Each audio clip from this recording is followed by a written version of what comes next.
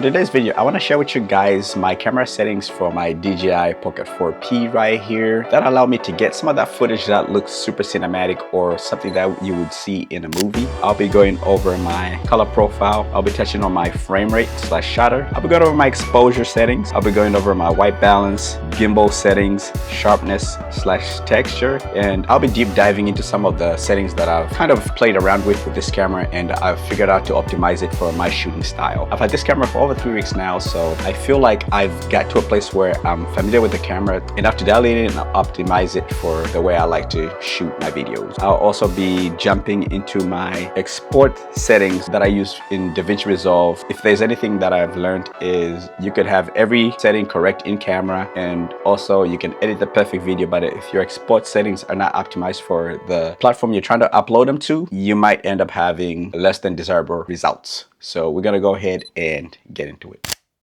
All right, so I'm gonna turn on my DJI Pocket 4 Pro here, and then we're gonna go ahead and start off with the color profile. So for my color profile settings, I'm gonna go over to, of course, I always shoot in pro mode. I always go with D-Log for my 10-bit D-Log for my color profile, and I always make sure that color recovery is on. That way what I'm looking at is kind of close to like what I'm seeing in real life, and I'm not seeing like washed out footage. Figure that helps me out as far as like exposing, and mostly I'll keep it in D-Log, but once in a while when I'm being very intentional with how I'm shooting, or in super low light or super bright light areas, I'll go with D-Log 2, because we all know that D-Log 2 has that 17 stops of dynamic range. But for the most part, I find myself just using 10-bit D-Log, regular D-Log, because I can use it on both of the sensors. We'll move on to my frame rate. So I always shoot in 4K at 24 frames per second because I like the idea of having my footage look cinematic, or you could have that blur, kind of like you're seeing my hand right now. Yeah, so for the most part, I'll shoot 4K 24 frames, but if I want to get like slow motion shots, I'll shoot at 60 frames per second. And then of course for my shutter speed, I'll make sure that my shutter speed is at 1/50th if I'm shooting at 24 frames per second, and then if I'm shooting at 60 frames per second, I'll just double it. I'll go all the way to like 120 for that, but for the most part I tend to shoot at 24 frames per second, so that doesn't change much for the majority of the shots that I shoot. Yeah, so for slow-mo shots, we shoot at 60 frames per second. Then I usually in DaVinci Resolve, I'll slow it down to like 50% or like 45%, and usually the footage looks great. My exposure, normally if I'm just vlogging and running around, I'll just leave my exposure in auto, but most of the times, like whenever I am planning to shoot anything, I always kind of like have intentionality behind it. So I like to go in and kind of dial in my exposure, right? So usually I try not to go too bright with my exposure. In low light conditions, I might push it up to like 1600. I might even touch 3200, but that might introduce noise. But most of the times I try to go with the lowest ISO. So if I'm shooting with a regular D-Log, unfortunately on this camera, D-Log on the 3x sensor, which I love, only goes down to ISO 400 for regular D-Log. Actually, for both lenses, regular D-Log only goes down to like 400 ISO, but then if you switch it to D-Log 2, I can bring it down all the way to 100, and that's always like ideal to get the cleanest image, especially for those bright environments. For this camera, actually, I've been really impressed with the white balance for this camera. It tends to do a great job. So I've honestly just been leaving it in auto for my white balance for this camera. But usually I kind of have the same practice across all my cameras. Like daytime, I'll do 5700 for daytime, and then indoors under fluorescent lighting, I'll do like 3700. But with this camera, surprisingly, I haven't even had to do that. That's how good the auto white balance on this camera has been. Okay, so for gimbal settings, we scroll down here, we shuffle along, and we'll go to this little gimbal thing. And notice there's a couple options. And there is follow, tilt lock, FPV with, I don't know what that means, upside down T. Usually I've just been keeping it in FPV because it's a little bit snappier than the default follow, and then I'm able to kind of like just twist the camera and kind of point it in direction, and it kind of tends to be snappy. Tracking feature. So for some specific intentional shots, when I'm shooting with this camera, I might have like the tracking on, especially when I have the camera mounted on something. I'll just kind of like have the camera kind of like lock on my face, and then it's able to kind of like follow me and stuff like that. Also, like if I have it mounted on my car or something like that, I'll probably just lock the focus on my face, because when you have this camera mounted on something, whatever that thing starts moving and turning, it does tend to sway and move around. So I tend to just kind of use that lock feature for some of those intentional shots. Image adjustments. So whenever we're going to noise reduction and texture, I always have my noise reduction at -1 and my texture at -1. Definitely try to get my image to look as natural as possible, and kind of removing some of that digital processing these cameras tend to do. So I try to kind of set it up that way.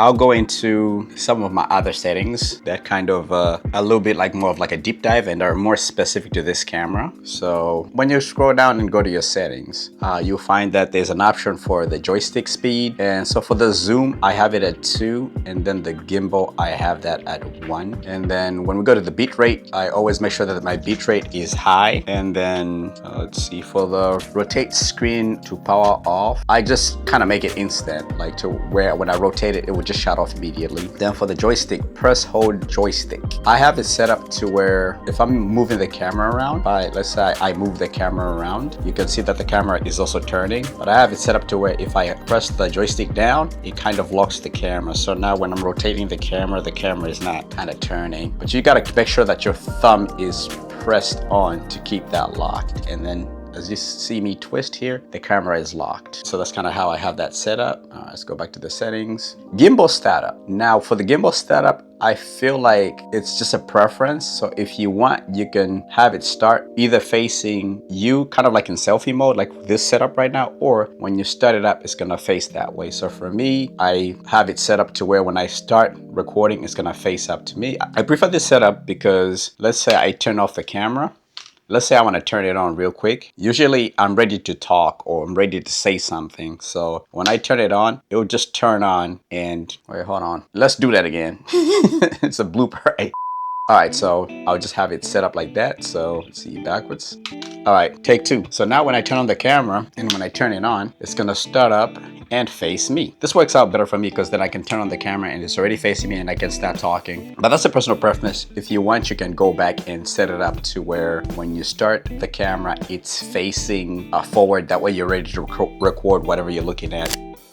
Moving on, so as far as like gesture controls, I have them turned off. I really don't use them. Maybe in the future I might try them out, but I just don't see a need for them right now. But if you guys are interested in a video dedicated more so to like some of the stuff like gesture controls and stuff like that, just let me know in the comments and I'll make it happen. The fill light settings, I kind of have everything turned off and I don't really mess with the fill light or haven't had an opportunity to mess with the fill light a lot, but I just kind of leave everything as default. And then let's see, brightness on the screen, I always have my brightness on the screen turned all the way up when I'm outside, but for the sake of recording this video, I kind of have it turned down, that way you guys can see the screen. The custom button, so when it comes to the custom button, which is right here, I haven't really messed around with it much, but the one thing that I have it set up on to, I think this was the default setting, but I kind of like kept it. The custom button here can switch between me controlling the joystick. When I click it once and I click it again, then I can kind of control the zoom. So I like the way that it's set up. But the cool thing about this camera, you can go in and kind of like play around with your custom button settings and kind of like add stuff. You can add stuff a double press, triple press, or hold to allow your camera to have some quick access functions rather than diving in the menu system. But that's the only one that I have it set up on. And then, so for my joystick speed, I have my joystick speed set to, when it comes to the zoom, I have it at 2, and then for the gimbal, I have that at 2.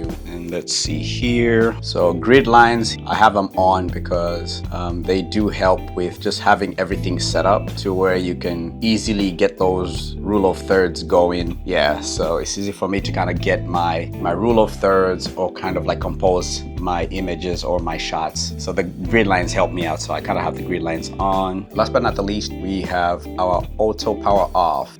For my auto power off, I just have it set up to like 5 minutes, to where if I'm not doing anything with the camera, it will shut off. So I feel like 5 minutes is good enough. I guess you can go in and kind of set up to 1 minute. I feel like 1 minute is just a little too quick. We have 60 seconds, but 5 minutes is a long enough time to where, like, if I forgot to turn off the camera, it turns itself off. Yeah, so that's pretty much it when it comes to my camera settings for the DJI Pocket 4 Pro. We'll jump over to my laptop and then I'll touch on my export settings that I use in DaVinci Resolve.